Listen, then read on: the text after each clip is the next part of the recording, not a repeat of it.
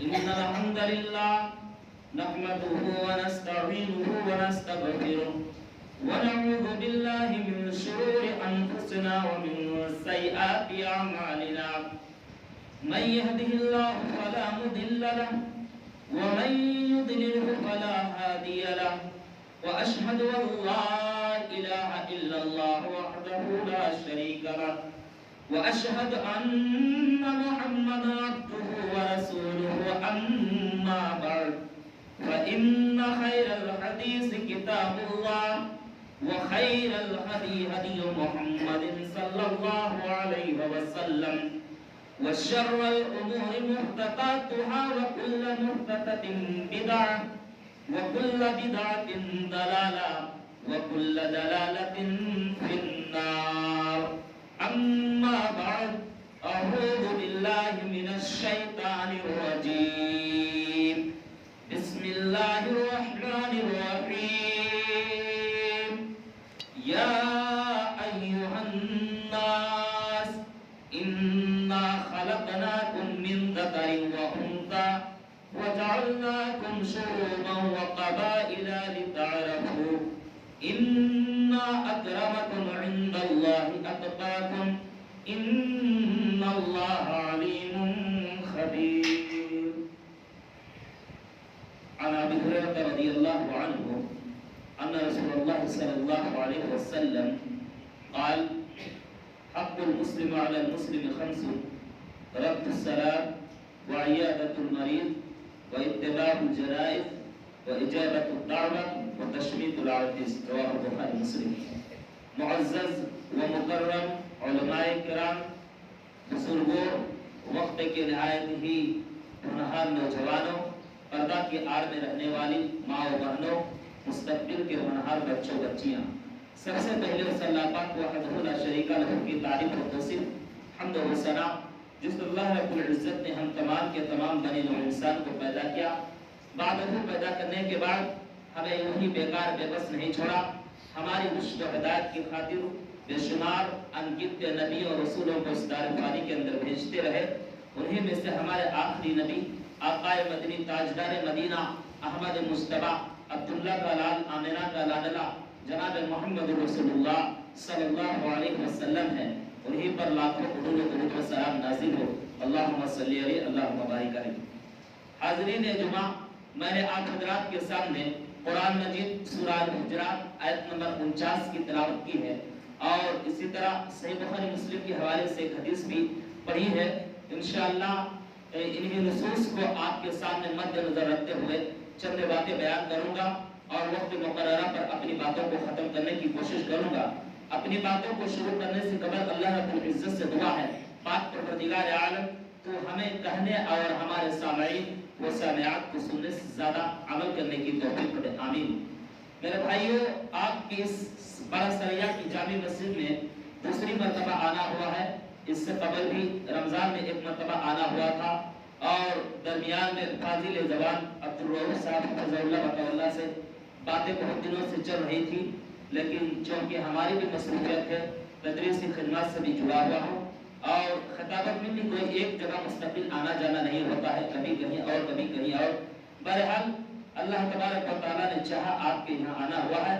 اللہ تعالیٰ سے دعا کرتا ہوں پاک پروردگار عالم تو ہمیں حق بات کہنے اور ہمارے سامعین و سامعات کو حق بات سننے کی توفیق دے. آمین. میرے بھائیو، اللہ تبارک و تعالیٰ نے انسانوں کو پیدا کیا. پیدا کرنے کے بعد اللہ رب العزت نے ہمیں یوں اور بیکار نہیں چھوڑا، بلکہ سیدھی راہ دکھلانے کے لیے اللہ رب العزت نے بے شمار انبیاء کرام علیہ الصلوۃ والتسلیم کو اس دار فانی کے اندر بھیجتے رہے. میرے بھائیو، انسانوں کو اللہ تبارک و تعالیٰ نے پیدا کرنے کے بعد اللہ رب العزت نے ہر ایک طریقہ کو قرآن کریم کے اندر اور محمد رسول اللہ صلی اللہ علیہ وسلم نے اپنی کتاب حدیث کے اندر واضح کر دیا ہے. میرے بھائیوں، پاک پروردگار عالم قرآن کریم کے اندر ارشاد فرماتا ہے وَاعْبُدُوا اللَّهَ وَلَا تُشْرِكُوا بِهِ شَيْئًا وَبِالْوَالِدَيْنِ إِحْسَانًا. اللہ رب العزت نے فرمایا وَاعْبُدُوا اللَّهَ، تم اللہ تبارک و تعالیٰ کی عبادت کرو، وَلَا تُشْرِكُوا بِهِ شَيْئًا، اور اللہ تبارک و تعالیٰ کے ساتھ کسی اور کو شریک مت ٹھہراؤ. میرے بھائیوں، قرآن کریم کی اس آیت پر غور کرتے ہیں تو اللہ تبارک و تعالیٰ نے سب سے پہلے اپنی عبادت کرنے کا حکم دیا ہے. یعنی ہم اللہ تبارک و تعالیٰ کی عبادت کریں. اللہ تبارک و تعالیٰ نے ہمیں اپنی عبادت کے لیے پیدا کیا ہے، لیکن آج ہم اللہ تبارک و تعالیٰ کی عبادت صحیح طریقے سے نہیں کرتے. مسلمانوں، میرے بھائیوں، جب تک ہم اللہ تبارک و تعالیٰ کی عبادت صحیح طریقے سے نہیں کریں گے تو اللہ تبارک و تعالیٰ ہمیں بھی اس کا بدلہ نہیں دے گا. مثال کے طور پر آپ میری بات کو بآسانی سمجھ سکتے ہیں. آپ نے کام کرنے کے لیے اپنے گھر میں کسی شخص کو مزدوری کے طور پر مزدور لگایا. اگر وہ شخص کام نہیں کرے گا تو آپ اسے مزدوری دینے کے لیے تیار نہیں ہوں گے. کیوں؟ کیونکہ آپ کا مقصد ہے کام کرانا، اور وہ کام نہیں کرے گا تو آپ اس کو مزدوری کیسے دیں گے؟ آپ تو بیکار اور فالتو اسے مزدوری نہیں دینے کے لیے تیار ہوں گے نا. اسی طرح اللہ تبارک و تعالیٰ نے ہمیں اپنی عبادت کے لیے پیدا کیا ہے.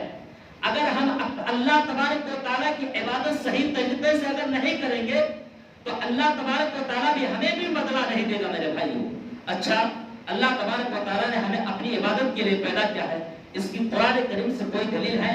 جی ہاں، اس کی دلیل ہے. آئیے قرآن کریم کی ایک آیت آپ کے سامنے پڑھ کر کے آگے بڑھتا ہوں. وَمَا خَلَقْتُ الْجِنَّ وَالْإِنسَ إِلَّا لِيَعْبُدُونِ. اللہ تبارک و تعالیٰ نے فرمایا وَمَا خَلَقْتُ الْجِنَّ وَالْإِنسَ إِلَّا لِيَعْبُدُونِ.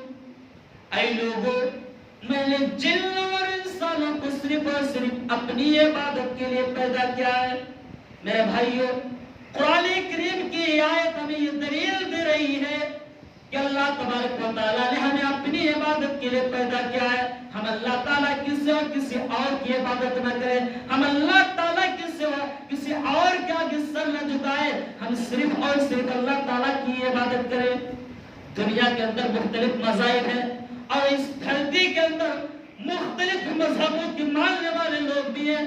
میرے بھائیوں، میں نے اپنی آنکھوں کے سامنے دیکھا کتنے ایسے سارے لوگ ہیں جو مٹی کی بت بناتے ہیں اور مٹی کی بنائی ہوئی بتوں کی پوجا کرتے ہیں. میں نے اپنی آنکھوں کے سامنے دیکھا کتنے ایسے لوگ دنیا کے اندر ہیں اور کتنے مذاہب کے لوگ آپ کو ملیں گے جو پانی کا پوجا کرتے ہیں. یہاں تک کہ میں نے لوگوں کو دیکھا ہے، اے میرے بھائیوں، وہ شرمگاہ تک کی پوجا کرتے ہیں. اللہ تعالیٰ نے فرمایا وَاعْبُدُوا اللَّهَ وَلَا تُشْرِكُوا بِهِ شَيْئًا.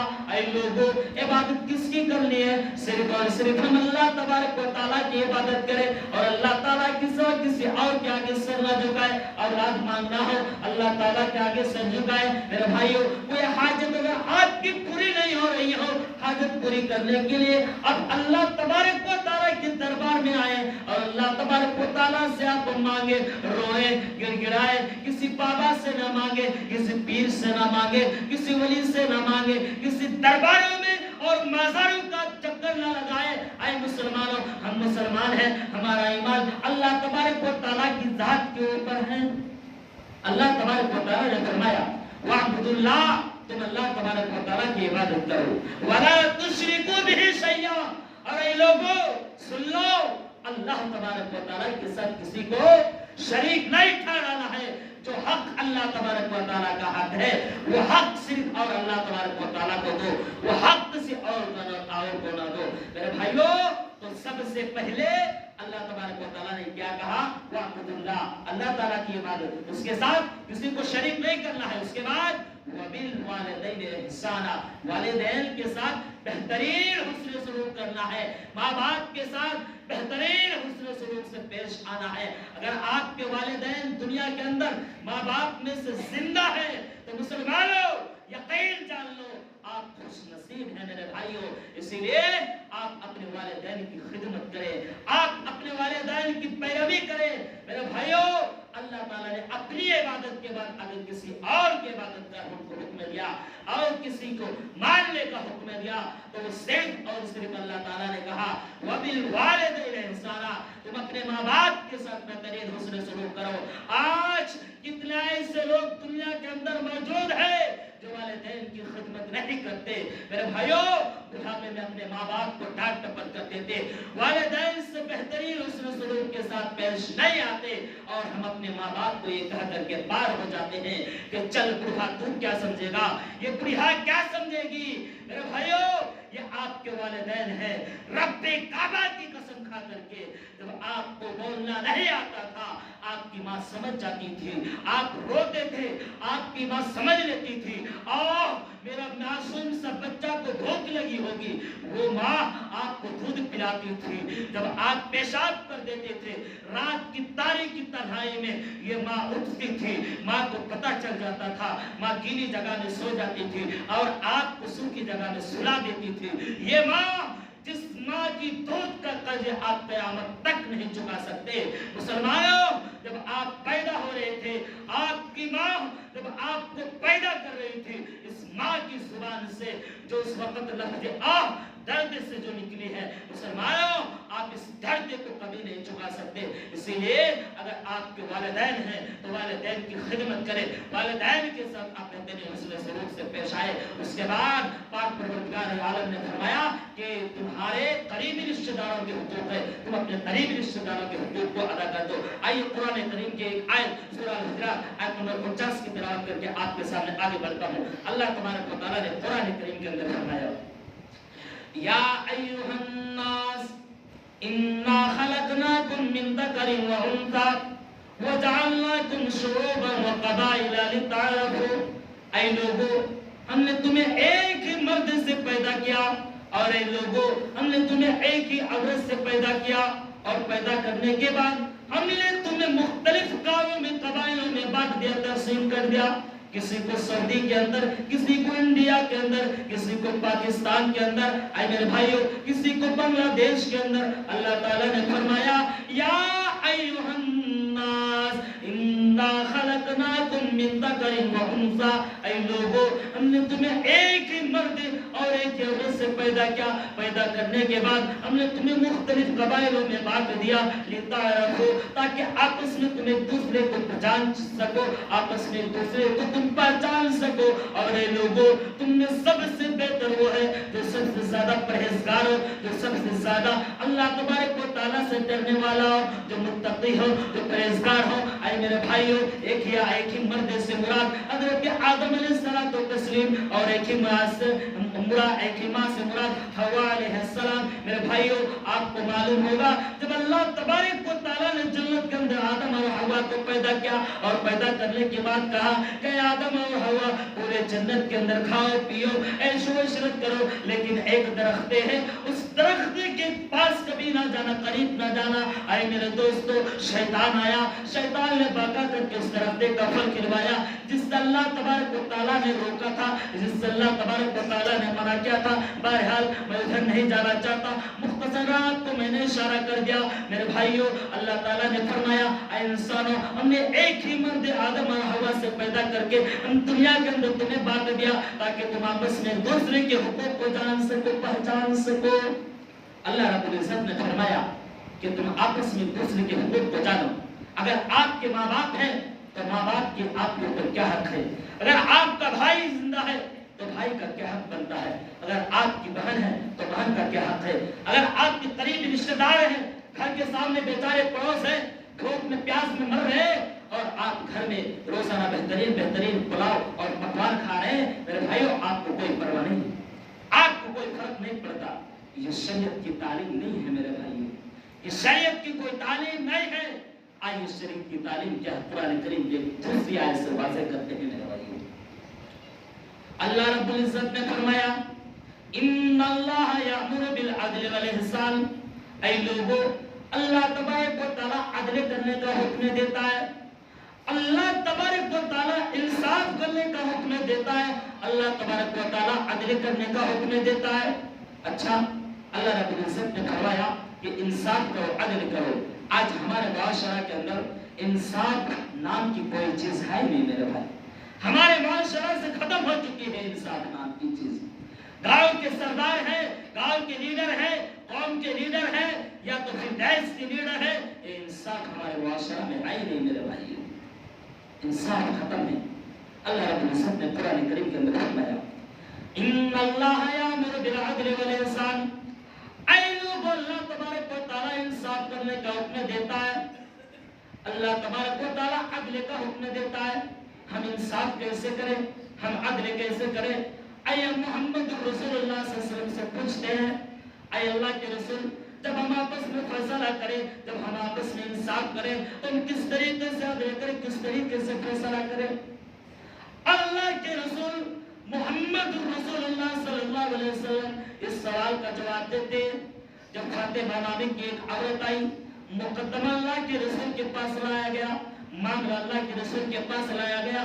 اے لوگوں، چلنے لوگ اللہ کے رسول کے پاس سفارش کے لیے آئے. اے اللہ کے رسول، اس کو چھوڑ دیا جائے. اے اللہ کے رسول، یہ ایک شریف خاندان کی عورت ہے، اس کو آج چھوڑ دیا جائے. میرے نبی نے فرمایا، اے لوگوں ذرا غور سے سن لو، محمد رسول اللہ صلی اللہ علیہ وسلم کی زبان مبارک سے آج سے 1400 سال پہلے جو الفاظ نکلی تھی وہ یہ ہے، لو ان فاطمہ بنت محمد سرقت لا قطعت یدہا. اے لوگوں، اگر میری بیٹی فاطمہ بنت محمد ہوتی تو میں اس کے بھی ہاتھوں کو کاٹنے کا حکم دیتا. اللہ کے رسول صلی اللہ علیہ وسلم نے فرمایا کہ میں اپنی بیٹی فاطمہ بنت محمد کو بھی نہیں چھوڑتا. یہ عدل ہے، یہ انصاف ہے کہ اگر اس جگہ میری بیٹی ہوتی تو میں اپنی بیٹی کو بھی نہیں چھوڑتا. یہ تو بس فاطمہ نامی کی عورت ہے. میرے بھائیو، آج ہم جب انصاف کریں، عدل کریں تو ہم صحیح طریقے سے انصاف کریں. آج ہمارے معاشرہ کے اندر جو فیصلہ ہوتا ہے تو اکثر میں نے یہی دیکھا ہے کہ لوگ ٹال مٹول کر کے معاملہ بچا لیتے ہیں اور معاملہ اس کی طرف کر دیتے ہیں. میرے بھائی، جو قریبی رشتہ داری نہیں ہے اور جو قریبی رشتہ داری ہے، جو اس کی نسبی رشتہ دار ہے، وہ ایسے معاملہ کو بچا لیتے ہیں. میرے بھائی، معاملہ کو کلیئر کر لیتے ہیں اور جو قریبی رشتہ دار نہیں ہے اس کو پھنسا لیتے ہیں. میرے بھائیو، یہ ہمارے معاشرہ کے اندر یہ رواج عام ہو چکی ہے. یہ شریعت کی کوئی تعلیم نہیں ہے. میرے بھائی، اگر اس جگہ آپ کا بیٹا ہی مجرم کیوں نہ ہو، آپ کی بیٹی ہی اگر مجرم کیوں نہ ہو، آپ کا باپ ہی اگر کوئی مجرم نہ ہو، تو آپ اس کو معاف نہ کریں. میرے بھائی، آپ اس کو پکڑیں. اللہ رب العزت نے فرمایا ان اللہ یامر بالعدل والاحسان. اے لوگ، اللہ تبارک و تعالی عدل کا حکم دیتا ہے. اس کے بعد فرمایا احسان. اللہ تبارک و تعالی احسان کرنے کا حکم دیتا ہے، بھلائی کرنے کا حکم دیتا ہے. آپ ایک دوسرے کے ساتھ بھلائی کریں، آپ ایک دوسرے کے ساتھ احسان کیا کریں. اے میرے بھائیو، آج میں آپ کے گاؤں آیا، آپ نے مجھے کھانا کھلا دیا. پھر جب آپ سے کل ملاقات ہوئی ہے تو آپ کے ساتھ جھگڑا ہوا تو آپ نے کہا دیا کہ جب آپ ہمارے گاؤں گئے تھے تو آپ کو میں نے کھانا کھلایا تھا. یہ احسان نہیں ہے. میرے بھائیو، احسان تو یہ کہ آپ ایک دوسرے کے ساتھ بھلائی کیا کریں، آپ ایک دوسرے کے ساتھ خیر خواہی کیا کریں. اور جیسا کہ میں نے ابھی بیان کیا تھا، احسان یہ بھی ہے آپ اپنے گھر میں بہترین پکوان کھا رہے ہیں، آپ بہترین لباس پہن رہے ہیں، آپ بہترین گاڑی میں آپ گھوم رہے ہیں، چکر لگا رہے ہیں، لیکن آپ کے بیچارے پڑوس جس کو روٹی تک میسر نہیں ہو رہی ہے، یہ کوئی احسان نہیں ہے. احسان تو یہ کہ آپ اپنے گھر والوں، خاندان والوں اور پڑوسی والوں کا بھی جائزہ لیا کریں. اللہ رب العزت نے فرمایا کہ احسان کیا کریں. احسان میرے بھائی، احسان. آج مسلمان ایک دوسرے مسلمان بھائی کے درد کو احساس نہیں کرتا. ایک مسلمان دوسرے مسلمان بھائی کو دیکھ کر کے اگنور کر دیتا ہے. آج مسلمان انصاف نہیں کرتا میرے بھائی. آج مسلمان احسان نہیں کرتا. اللہ کے پیارے نبی محمد رسول اللہ صلی اللہ علیہ وسلم نے فرمایا تھا کہ اے لوگوں، تم ایک دوسرے مسلمان بھائی کی درد کو ایسے احساس کرو جیسا کہ جب کسی آدمی کا کان درد کرتا ہے تو کان کا درد کی وجہ سے وہ پورا آدمی تڑپتا ہے، روتا ہے اور اس کی زبان سے لفظ آہ نکلتی ہے. اے مسلمانوں، جب دوسرے مسلمان پریشان ہو، تمہارے مسلمان بھائی جب پریشانی میں مبتلا ہو تو تمہیں بھی اسی طرح احساس ہونا چاہیے. ایک مسلمان کو ایسے احساس کرنا چاہیے. اور ہمیں حقیقت بات تو یہ کہ ایک مسلمان دوسرے مسلمان کے بھائی ہیں. اللہ کے رسول صلی اللہ علیہ وسلم ارشاد فرماتے صحیح بخاری مسلم کی حدیث ہے. امام بخاری امام مسلم رحمہ اللہ اپنی کتاب کے اندر اس حدیث کو لاتے ہیں. اللہ کے رسول صلی اللہ علیہ وسلم نے فرمایا حق المسلم علی المسلم خمس. ایک مسلمان کا دوسرے مسلمان کے اوپر 5 حقوق میرا بھائی. اللہ کے رسول صلی اللہ علیہ وسلم نے فرمایا رد السلام, سلام کا جواب دینا. یہ سلام کا جواب دینا ایک مسلمان کا دوسرے مسلمان کے اوپر حق بنتا ہے. لیکن آج ہمارے معاشرہ کے اندر یہ چیز بھی بہت کم ہے. ہم سلام ایک دوسرے کو نہیں کرتے. ہم پہچان, اگر ہماری جان پہچان شخصیت ہے تو ہم اسی کو سلام کرتے, اگر ہماری جان پہچان نہیں تو ہم اس کو سلام نہیں کرتے. اور سلام میں امیر اور غریب تک ہم فرق کرتے میرے بھائی. اگر کوئی آدمی امیر ہے, ہماری ملاقات ہوئی تو ہم اس سے دل مسافہ کرتے, اور مسافہ کرنے کے بعد اس سے ہم گلے بھی لگ جاتے ہیں کیونکہ یہ تو امیر ہے. اور ہمیں غریب آدمی کو دیکھ کر کے ہم اسے سلام تک نہیں کرتے. مسلمانوں, اس شریعت کی تعلیم لے کے میرے نبی نے فرمایا تھا افشوا السلام بینکم. اے لوگوں, تم سلام کو آپس میں پھیلاؤ, اس لیے کہ تم جب تم ایک دوسرے کو سلام کرو گے تو تمہارے مابین, تمہارے درمیان محبت بڑھے گی. اللہ کے رسول نے فرمایا رد السلام, تم ایک دوسرے کو سلام کیا کرو. عیادت المریض, اور مریض کی عیادت کیا کرو میرے بھائی. مریض بیمار اگر کوئی شخص ہے تو اس کے پاس جائے, اس کے حال چال اور اس کے حالات کا ہم جائزہ لیا کریں. اللہ کے پیارے نبی محمد رسول اللہ صلی اللہ علیہ وسلم نے فرمایا تھا وَعِيَادَةُ الْمَرِيضِ, اے لوگ تم مریض کی عیادت کیا کرو. لیکن آج ہم مریض کی عیادت نہیں کرتے. اگر ہمارے گاؤں گھر خاندان میں اگر کوئی آدمی بیمار ہے میرے بھائی, تو ہم اس کے حال تک نہیں پوچھنے کے لیے جاتے. یہ کوئی شریعت کی تعلیم ہے؟ یہ شریعت کی تعلیم تو یہ ہے کہ آپ مریض کی عیادت کریں, آپ بیماری کے پاس جایا کریں, ان کے حال خبر پوچھا کریں. لیکن بہت کم ایسے ہمارے معاشرہ کے اندر ہوتا ہے. ایسا بھی ہوتا ہے ایک آدمی مریض کے پاس گیا میرے بھائی ملاقات کرنے, وہ آدمی اس مریض سے کہتا ہے کہ بھائی صاحب آپ کا تو کینسر کا بیمار ہوا ہے, آپ تو کینسر کا مریض ہے. ہمارے گاؤں میں بھی شعبہ تھا, ایک شخص گھر کے سامنے کینسر کا مریض تھا, اس کی انتقال ہو گئی, اس شخص مر گیا. یہ نہیں, آپ اس کے پاس جا کر تو اس کو دعا دیں اور اسے یہ حوصلہ دیں کہ اللہ تبارک و تعالیٰ آپ کو شفا دے گا. اللہ تبارک و تعالیٰ شفا دینے والا ہے. میرے نبی نے فرمایا تھا وَعِيَادَةُ الْمَرِيضِ, اے لوگوں مریض کی تم عیادت کیا کرو. وَاتِّبَاعُ الْجَنَائِزِ, اور تم جنازے کے پیچھے پیچھے چلا کرو. اگر کوئی آدمی انتقال ہو جائے, اگر کوئی آدمی مر جائے, اگر کوئی آدمی فوت ہو جائے, تو اے مسلمانوں آپ اس کے پیچھے پیچھے جایا کریں, آپ قبرستان تک جائیں اور اس کی نماز جنازہ پڑھیں اور اس کو مٹی دے کر کے واپس آ جائیں. اللہ کے رسول نے اس کے بعد جو فرمایا وہ چھوٹی چیز یہ ہے وَإِجَابَةُ الدَّعْوَةِ, اے لوگوں تم دعوت کو بھول کیا کرو. اگر کوئی آدمی دعوت دے رہا ہے تو اس کو اگنور مت کرو, اس کی دعوت کو قبول کر لیا کرو. اے مسلمانوں, لیکن آج بہت کم ایسا ہوتا ہے اگر کوئی غریب آدمی دعوت دیتا ہے اس کی دعوت کو قبول نہیں کرتے, لیکن اگر کوئی امیر آدمی دعوت دے دے تو فوراً لبیک کرتے اور اس کی دعوت کو قبول کر لیتے ہیں کیونکہ یہ تو امیر آدمی ہے, اس کے گھر جائیں گے ہماری عزت ہوگی, اچھے اچھے لذیذ لذیذ اشیاء کھانے کو ملے گی. اے میرے بھائیوں, اس کے بعد اللہ کے رسول نے فرمایا اے لوگوں تم ایک دوسرے کو چھینک کا جواب دیا کرو. یہ چھینک کا جواب دینا بھی یہ ایک مسلمان کو دوسرے مسلمان کے اوپر حق بنتا ہے. اے مسلمانوں, اتنا ہی نہیں, جب اللہ کے رسول محمد رسول اللہ صلی اللہ علیہ وسلم مکہ سے مدینہ شریف ہجرت کر کے آئے تو مدینہ کے اندر ایک صحابی ہے, مدینہ کے اندر عبداللہ بن سلام, انہوں نے اللہ کے رسول کو دیکھا اور دیکھنے کے بعد پہچان لیا. اس وقت اللہ کے رسول صلی اللہ علیہ وسلم نے مدینہ والوں کے سامنے تقریر کی تھی.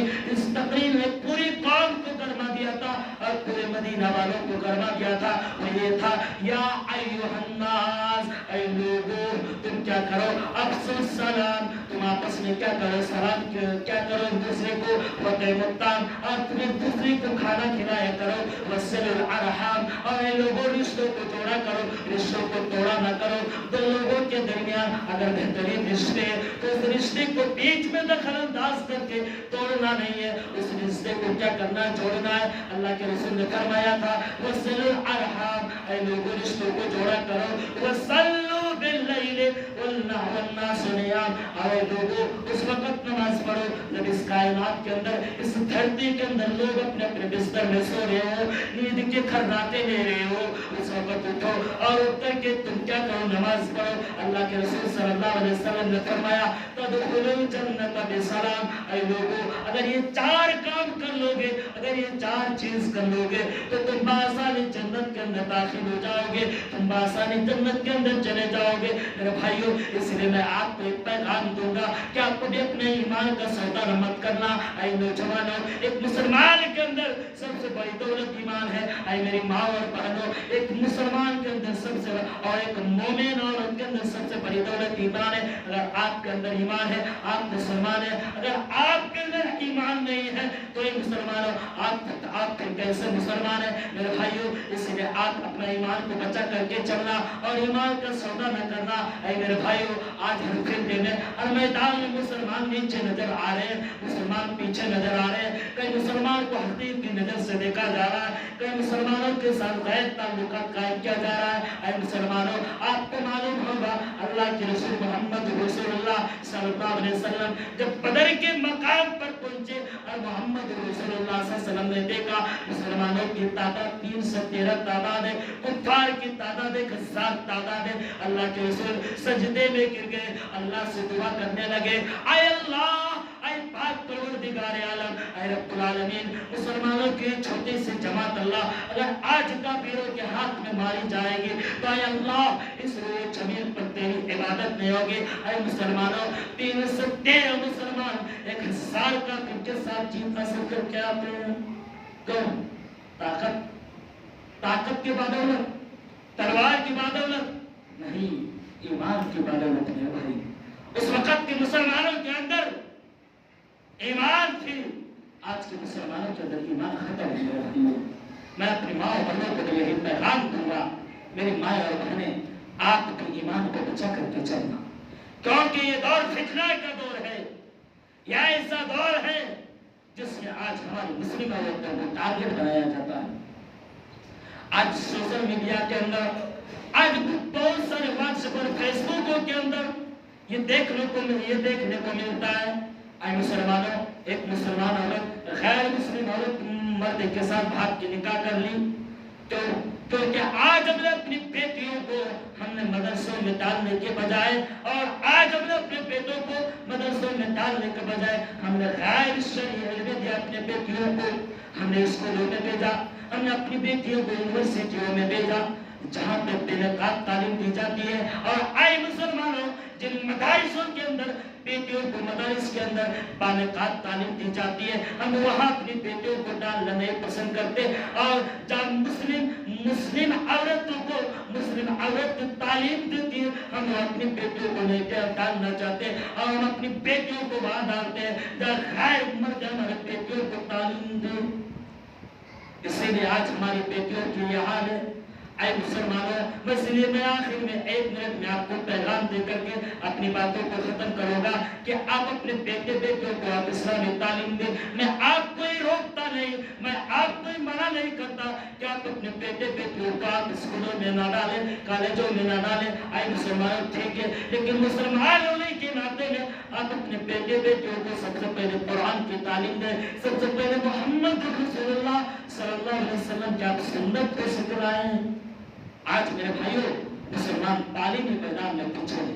اگر آپ میں سے کسی کو کھڑا کر کے ایک سوال کر دیا جائے اسلامی سوال تو آپ جواب نہیں دے سکیں گے، کیونکہ آپ پڑھے نہیں مدرسے کے اندر، آپ نے علم حاصل کیا نہیں۔ قرآن کریم کے تعلق سے اگر آپ کو سوال کیا جائے تو آپ نہیں جواب دے سکیں گے میرے بھائی۔ اس لیے ضرورت اس بات کی کہ آپ اپنے بیٹے اور بیٹوں کو آپ مدرسوں کے اندر ڈالیں اور آپ اپنے بچوں کو اسلامی تعلیم دیں۔ آپ کھائے کم اپنے گھروں میں، لیکن ہمارے بچے اور بچوں کو آپ اسلامی تعلیم دینے کی کوشش کریں میرے بھائی۔ آپ ایک سوال اگر آپ سے پوچھو تو نہیں جواب دیں گے میرے بھائی، آپ جواب دینے کے لیے آپ قاصر ہو جائیں گے، آپ پیچھے ہٹ جائیں گے۔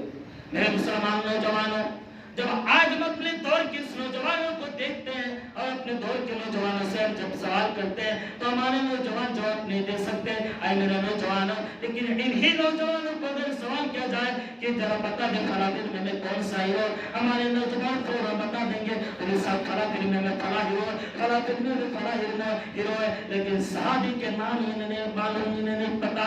اے نوجوان ساتھیوں، آج مسلم نوجوانوں کو بھی سوشل میڈیا کے اندر ٹارگٹ بنایا جا رہا ہے۔ اے نوجوانوں، اس لیے آپ تک یہ پیغام ہوگا کہ آپ اپنے ایمان کو بچائے رکھیں۔ میرے بھائیوں، بہرحال وقت ہو چکا ہے، میں تو بہت ساری باتیں آپ کے سامنے لے کر کے آیا تھا میں نے، اور بہت ساری باتیں باقی رہ گئی۔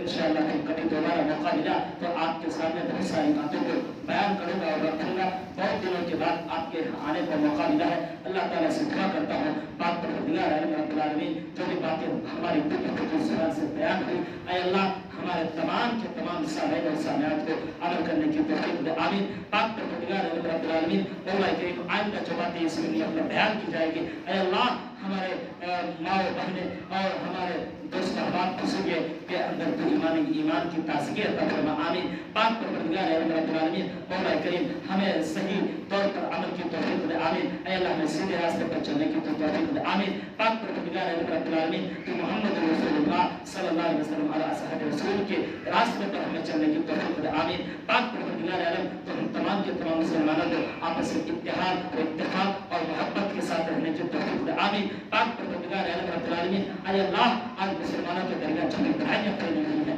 اے اللہ تو تمام کے تمام برائیاں کو ختم کر دے، آمین۔ تقبل یا رب العالمین، سبحان ربک رب العزت عما یصفون وللہ الحمد للہ رب العالمین۔ میرے بھائیوں، بہرحال میں تو سورہ المدرسہ میں استاد مدرس بحالی ہوں اور 20 سال